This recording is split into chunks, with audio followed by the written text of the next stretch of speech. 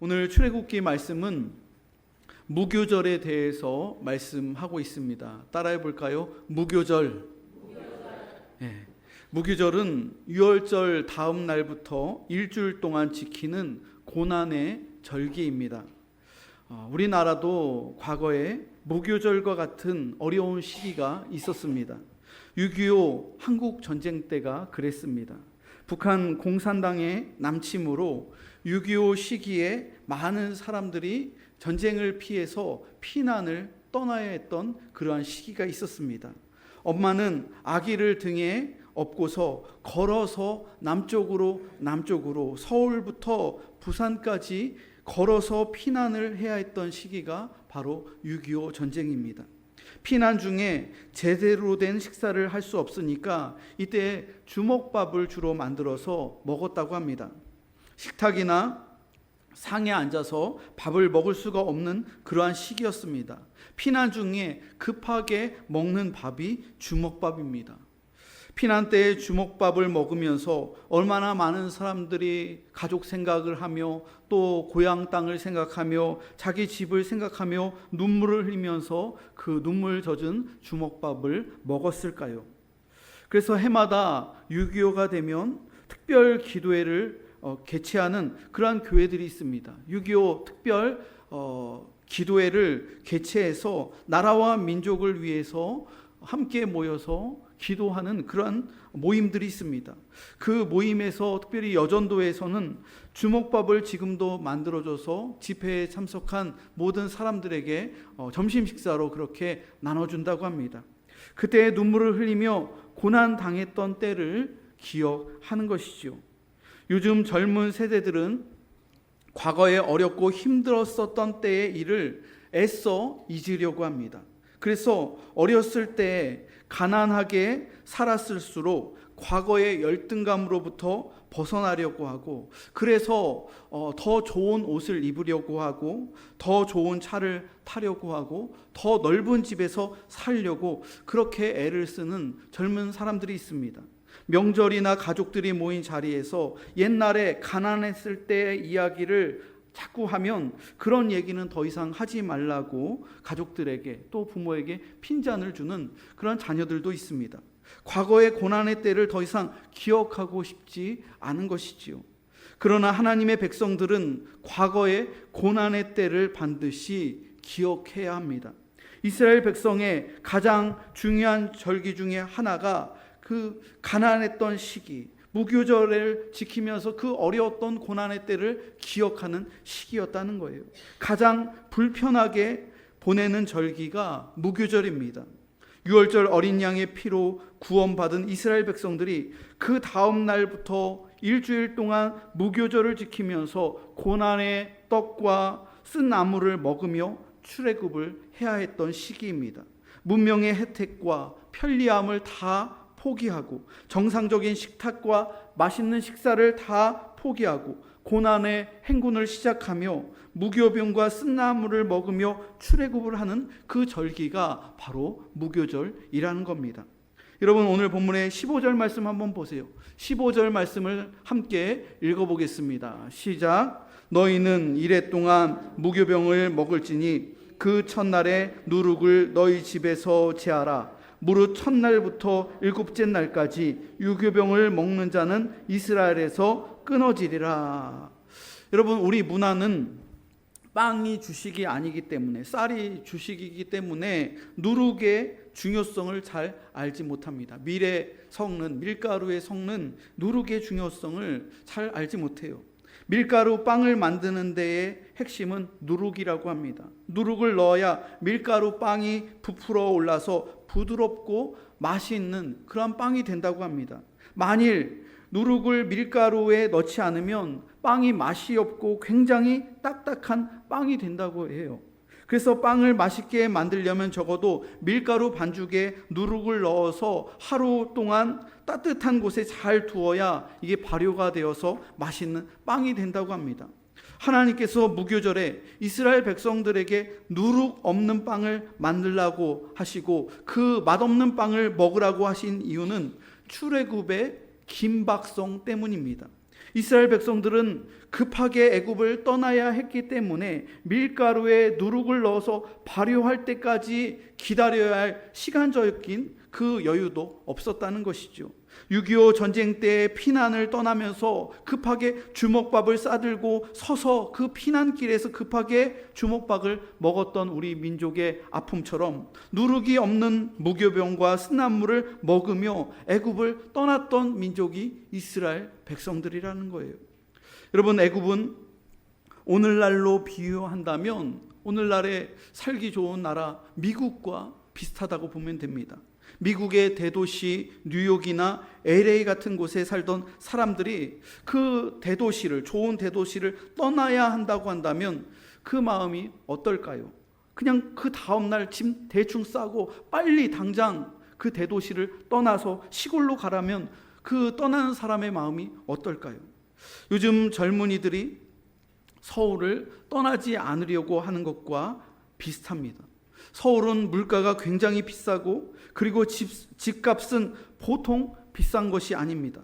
사람들이 얼마나 바쁘게 그리고 치열하게 살아가는지 모릅니다. 직장 한 자리 놓고 그 자리를 차지하려고 정말로 수백 명의 사람들이 지원해서 피 터지게 경쟁하는 그러한 도시가 서울입니다. 삶에 여유가 없습니다. 그럼에도 불구하고 젊은이들은 한번 서울로 올라가면 절대로 지방에 내려오고 싶지 않은 그러한 모습들이 오늘날입니다. 그리고 지방에서 직장을 다녀도 서울에 가족이나 집이 있으면 여기에서 평일에 일하다가 토요일이 되면, 금요일이 되면 또 KTX 타고 또 운전해서 서울로 올라가고 그 서울에서 문화를 즐기고 또 어떤 사람들과의 관계를 또 맺기도 하죠. 이렇게 사람들이 도시 또 대도시를 선호하는 이유는 모든 생활과 교육이나 문화 수준이 비교할 수 없을 정도로 편리하기 때문에 그런 것이죠. 그런데 하나님께서는 그 좋은 애굽을 떠나서 가나안 땅으로 가라고 이스라엘 백성들에게, 그 모든 민족들에게 명령하셨다는 거예요. 제가 목회를 하면서 함께 목회를 했었던 어떤 목사님은 미국에 유학을 가고 또 미국에서 공부를 하면서 오랜 시간 동안 있으면서 미국에서 영주권까지 받았다고 합니다. 영주권 하나 이렇게 받으려고 하면, 돈으로 살려고 하면은 뭐 몇 억이 든다고 해요. 1억이 훨씬 넘는다고 해요. 그래서 영주권까지 샀는데 미국에서 공부는 마치고 한인교회에서 목회를 하는데, 목회하는 게, 미국에서 목회하는 게 행복하지 않았다는 거예요. 한국 교회처럼 헌신이나 섬김이나 또 성도들의 숫자가 많은 게 아니라 미국 교회는 굉장히 작고, 그리고 그 가운데에서 목회하면서 내가 여기서 목회하는 거지, 내가 목사인지, 평일에는 아르바이트하고 생계를 꾸리기 위해서 마트에서 아르바이트하고, 부부가 아르바이트하고, 그렇게 하면서 자기가 목사인지 아니면은 무엇인지 이 정체성이 힘들었다고 해요. 그래서 미국에서의 그 삶을 내려놓고 한국으로 들어와서 부목사로 들어와서 목회를 하신 분이 있어요. 그분의 목회의 부르심은 미국이 아니라 한국이었기 때문에 그 많은 것들이 있었는데 그것들을 포기하고, 또 영주권 사자마자 그 다음에 그것들을 포기하고 국내로 들어왔다는 것이죠. 여러분, 우리 성도들 역시 마찬가지입니다. 하나님께서 여러분들을 공부교회로 부르신 목적이 있습니다. 이곳에 살고 있었던, 이전에 우리들이 살고 있었던 곳이 혹 더 좋은 곳, 더 좋은 곳이고 더 다른 곳이었다 할지라도 우리 성도들 한 사람 한 사람이 이 교회, 우리 교회에 궁극리에 와서 예배를 드리는 것은 하나님의 부르심이 우리 성도들 개개인에게 있기 때문에, 그리고 담임 목사인 저와 저희 자녀들, 이곳에 부르심이 있기 때문에 하나님께서 이곳에 부르시고 이곳에서 여러분들과 함께 예배드리고 목회를 하는 것이죠. 믿음의 조상 아브라함도 고향과 친척과 아버지의 집을 떠나서 하나님께서 지시하실 땅, 미래에 지시하실 땅, 가나안 땅으로 그가 순종하며 가야 했던 것이죠. 하나님은 무교절에 누룩이 없는 딱딱한 빵만 먹게 하신 것이 아니라 집안에서 누룩이라는 모든 누룩들은 다 찾아서 완전히 그 누룩을 제거하라고 명령하셨습니다. 집안에 누룩이라는 것들은 그냥 다 찾으면 그거를 그냥 남겨두지 말고 다 버리라는 거예요. 다 없애버리라는 거예요. 19절 말씀을 한번 보세요. 19절을 함께 읽어보겠습니다. 시작. 이래 동안은 누룩이 너희 집에서 발견되지 아니하도록 하라. 무릇 유교물을 먹는 자는 타국인이든지 본국에서 난 자든지를 막론하고 이스라엘 회중에서 끊어지리니. 무교절 기간 중에 누룩이 들어간 유교물을 먹는 자는 타국인이든지 본국에서 태어난 사람이든지 이방인이든지 이스라엘 백성이든지 이스라엘의 회중에서 아예 끊어져 버린다고. 누룩이 들어간 떡을 먹는 자는 이스라엘 공동체에서 완전히 끊어진다고 하나님께서 강력하게 경고하셨습니다. 여러분, 왜 무교절 기간에 누룩을 모두 제거해야 할까요? 누룩은 맛을 더 풍미있게 해주는 첨가물입니다.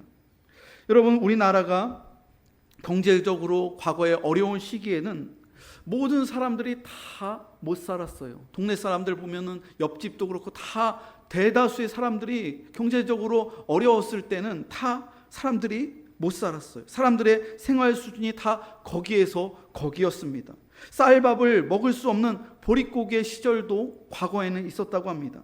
이러한 어려운 시기에는 모두 누룩 없는 딱딱하고 질긴 빵을 먹으면서 정말로 맛없고 정말로 구하기 힘든 그러한 소량의 그것을 먹으면서도 사람들이 그 누룩 없는 빵으로 인해서 감사하고 또 가족들이 행복했던 그러한 때가 있었습니다. 그러다가 생활이 점차 안정이 되고 우리나라 경제가 발전하면서 그 떡에 누룩을 이제 넣기 시작합니다. 그래서 이 누룩을 넣다 보니까 그 밥이 더 달콤하고 부드럽습니다. 그 다음에는 볶은 곡식도 찾고 건포도 떡도 넣어서 먹어보기도 합니다. 더 나아지면 소고기에 양고기에 점점 더 맛있고 더 고급스러운 요리를 찾게 됩니다. 여러분, 이렇게 좋은 것들을 우리가 먹으면 그와 비례해서 우리의 감사가, 하나님께 대한 감사가 10배 그리고 100배 더 증가할까요? 하나님, 과거에는 우리들이 누룩 없는 그 딱딱한 무교병을 먹었던 시절이 있는데 지금은 누룩 있는 빵도 우리가 먹고요, 소고기도 얼마든지 마음껏 먹게 되어 감사합니다. 하나님께 이렇게 감사가 넘쳐날까요? 그렇지 않다는 거예요.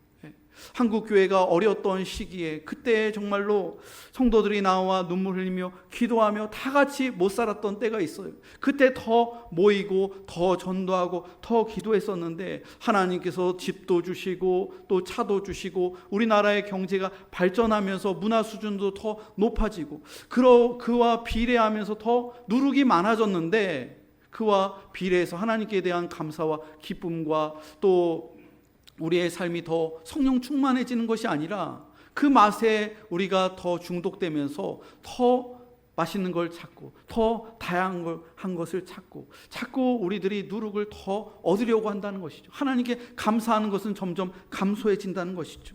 여러분, 사람의 몸은 매우 간사해서 맛있는 것을 먹기 시작하면 자꾸 더 맛있고 비싼 것을 찾게 됩니다.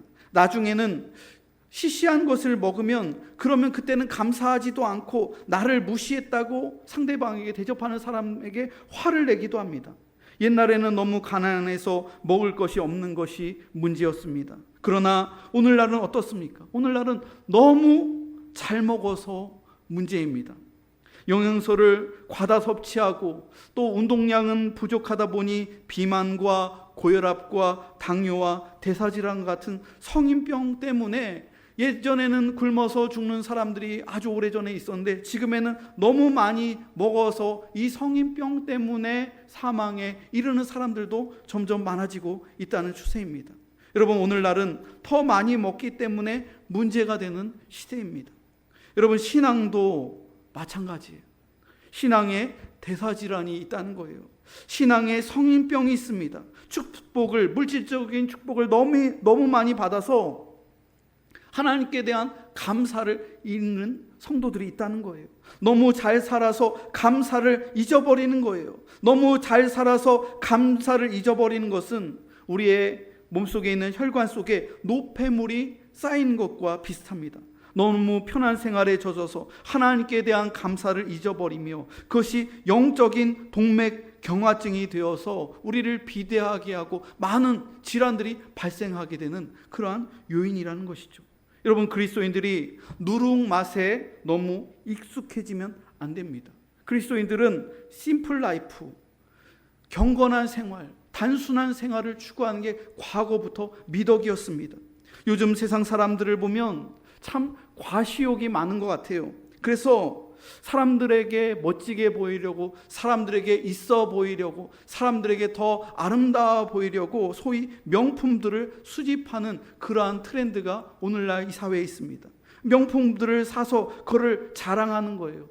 경제가 어렵다고 하고 먹고 살기 힘들다고 하고 자영업자들은 한탄하고 가장들은 힘들어하는데 서울의 프리미엄 백화점 명품 매장에 가면은 경기는 계속 침체되고 있는데 그 명품 매장에서 그 한정판 사려고 새벽부터 몇 시간 전부터 나와서 거기에서 줄을 서서 기다리고 있는 사람들이 많다고 합니다. 자기의 SNS에 그 사진을 찍어서 그걸 자랑하는 거예요. 그걸 얻으면, 그것을 사면은 마치 자기가 그 정도의 브랜드 정도의 사람이라고 착각하면서 사람들에게 과시하는, 자랑하는 거예요. 여러분, 이런 것들이 다 누룩이라는 거예요. 누룩. 여러분, 다른 사람들의 누룩을 여러분 부러워하지 마세요. 여러분, 참된 성도는요, 세상의 그 누룩을 자꾸 이렇게 과시하고 보여주고 그런 게 아니라는 거예요. 심플 라이프라는 거예요. 이런 목회자와 성도는 누룩을 경계해야 합니다. 누룩을 의도적으로 우리들이 제거해야 할 때도 있더라는 거예요. 하나님께서 우리들에게 때로는 누룩을 우리에게 선물하실 때도 있어요. 누룩을 아예 먹지 말라는 게 아니에요. 하나님께서 평상시에는 누룩을 넣어서 빵을 만들어서 먹으라고 말씀하셨어요. 그러나 때로는 그 누룩을 의도적으로 우리가 잘라버리고 버려야 할 때도 있더라는 거예요. 그 절기가 바로 무교절입니다. 무교절. 성도는 풍부에도 처할 줄도 알고 비천에도 처할 줄 알아야 합니다. 이것이 자족의 비결이며 또한 경건의 모습이라고 사도 바울은 우리들에게 말했습니다. 저도 목회를 하면서 영적인 무교절을 겪었던 시기가 있습니다. 벌써 10년도 더 지난 일이에요. 그런데 저는 그때 저희 가족에, 그리고 저의 목회에 있어서 고난의 시기, 그 시기를 분명하게 기억하고 있어요. 그때가 되면, 1년 중에 그때가 되면은 그 기억을 항상 하고 있어요. 그때가 10년도 좀 더 지난 일인데, 저희 집 첫째 아들 성준이가 초등학교 1학년 들어갈 때였어요. 초등학교 1학년 4월달, 그러니까 초등학교 1학년 입학하고 한 달이 지난 거죠. 4월달이죠. 그때에 교회를, 사역지를 옮기면서 전학을 한번 했어요. 서울로 전학을 한번 했어요. 근데 그때의 어려운 시기 가운데서 이 아이가 그 초등학교 이제 막 3월달 됐는데 이렇게 3월달에 한 차례 전학을 했고 4월달이 됐어요. 4월달에 또 전학을 2번이나 한 거예요. 2번을. 그런 시기가 있었어요.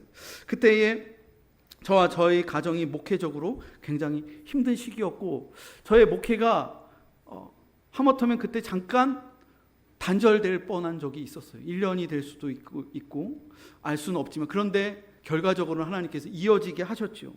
자칫하면 사역지가 없이 공중에 붕 뜨는 시기가 될 뻔한 적이 있었다는 거예요. 그때 저 개인뿐만 아니라 가정이 힘들었습니다. 그리고 사모도 힘들었고 아이도 굉장히 영적으로도 그렇고 정서적으로도 그때 아이들도 불안했어요.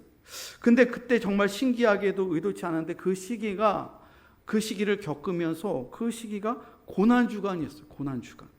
고난주간 동안 저와 사모는 모든 것을 하나님께 맡기고 마음속에 있었던 것들, 또 집에 있던 것들, 모든 누룩들을 다 제거하는 시기였어요. 다 제거하는 시기. 뭐 누룩이라 해봤자 뭐 목회자 가정에 또 부교육자 가정에 얼마나 있겠어요. 그 누룩들을 다 버려야 되는 시기였어요. 밀가루에 누룩을 넣을 마음의 여유도 없었고 삶의 여유도 없는 거예요. 월요일부터 그 다음 주일까지 집 바깥으로 모든 가족이 한 발짝도 나가지도 않았고, 또 밖에 나가서 외식하고픈 마음도 없고, 오로지 집안에서 하루 3번씩 예배를 드렸어요. 제가 모여서 아침에 또 점심에 저녁에 예배를 드리고, 사모 아이들을 앉혀놓고 찬송가를 부르고 말씀을 읽으면서 예배를 드렸어요. 아이들이 기억할지 모르겠어요.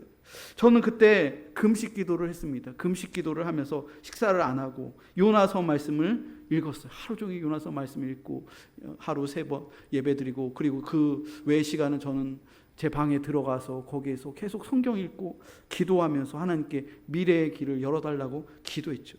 요나가 스올의 뱃속에서 밤낮 3일을 금식하며 기도했던 것처럼 그 말씀 그대로 제가 실천을 한 것이죠.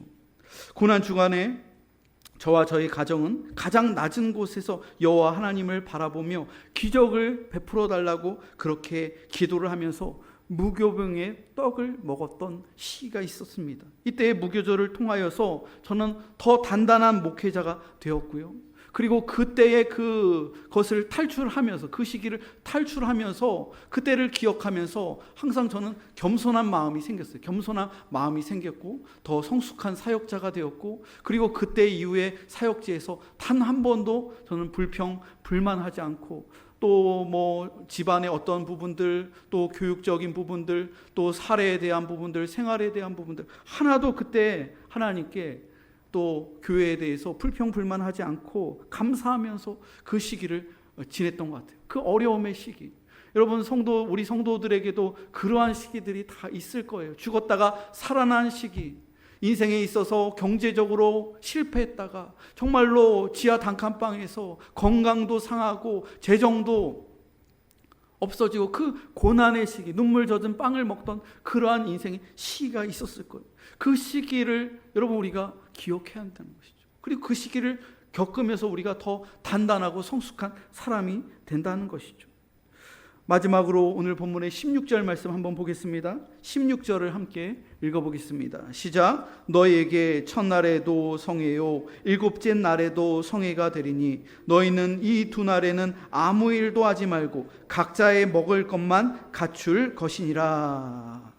이 성회 기간 동안 아무것도 하지 말라는 거예요. 아무것도 일하지도 말고 오직 하나님만 바라보며 첫째 날하고 일곱째 날에 이 무교절에 예배를 드리라는 거예요. 예배를. 하나님께서 매년 무교절 첫날과 마지막 일곱째 날에 성회로, 거룩한 모임으로 모이라고 하셨습니다. 모든 이스라엘 백성들이 아무 일도 하지 말고 무교병과 쓴나물을 먹으며 예배를 공동체적으로 드리라고 그렇게 말씀하셨다는 거예요.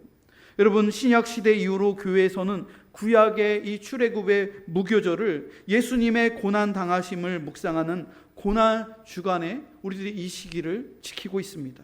유월절 어린 양의 피를 통하여 구원받은 교회와 성도들이 십자가의 고난을 기억하며 고난 주간을 이때 지키는 것이죠. 그리고 고난 주간에는 특별 새벽 기도회로 성회로 모여서 기도하는 아름다운 전통이 교회마다 있습니다. 고난 주간에는 예수님의 고난과 십자가를 기억하며 온 성도들이, 교회와 또 모든 개개인 성도들이 누룩을 제하는 그러한 경건한 시기를 이때 함께 보내는 것이죠. 서울에 어떤 교회들은 사순절 기간에 자발적으로 불편해지기, 이러한 슬로건을 걸고서 자발적으로 의도적으로 불편해지는 거예요.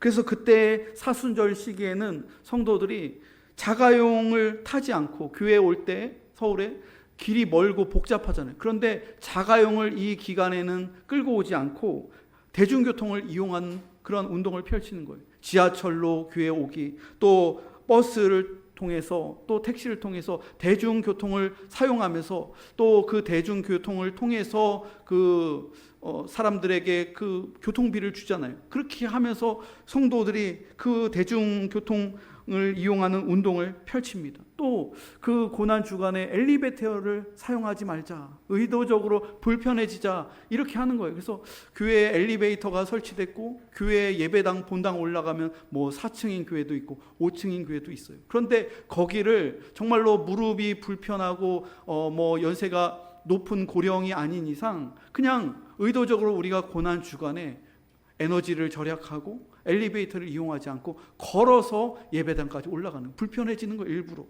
또 어떤 일들을 하냐면 탄소 금식 캠페인을 하면서 일회용 컵이나 일회용을 쓰지 않는 거예요. 그 주간에는 쓰지 않는 그러한 경건한 운동을 펼치고, 또 어떤 성도들은 커피숍을 많이 가잖아요. 요즘에 커피숍을 많이 이렇게 이용하는데 그 커피숍을 이용할 때 그분은 1년 내내 일회용을 안 쓴다는 거예요. 거기서 자기 개인 텀블러를 가지고 다니면서 1년 내내 이분은 이 텀블러를 이용하면서 지구를 살리기 위해서 자기가 불편해도 그 텀블러를 가지고 다니면서 그 일에 동참하는 그러한 의식적인 그러한 성도, 집사님을 또 본 적이 있습니다. 현대 문명이 우리에게 주는 편안하고 안락한 삶에서 잠시 빠져나와서 의도적으로 불편해지는 운동, 그 영적인 고난 주간, 그 무교병을 먹는 무교절을 오늘날 성도들이 지키는 이러한 절기를 갖고 있다는 것이죠. 여러분, 이러한 정신이 이스라엘의 무교절이라는 것이죠. 여러분, 오늘의 말씀의 결론을 맺도록 하겠습니다. 사랑하는 성도 여러분, 고난의 때를 여러분 기억하시기 바랍니다. 고난의 때에 하나님께서 저와 여러분을 속량해 주신 그 기적을 매년 기억하시기 바랍니다. 하나님께서 한국교회에 크신 축복을 내려주셨습니다. 우리 공복교회에 귀한 복을 내려주셨습니다. 우리 성도들에게 크신 복을 이미 내려주셨습니다. 그 주님께서 내려주신 복에 감사하며 과거의 어려운 때를 다시 한번 기억하며 눈물을 흘리며 먹었던 그 고난의 떡을 우리가 기억하며 우리 안에 있는 허영의 누룩을 제하여 버리고 주님께 나와 거룩한 성의 예배로 드리며 감사하는 모든 성도들이 다 되시기를 주님의 이름으로 축원합니다.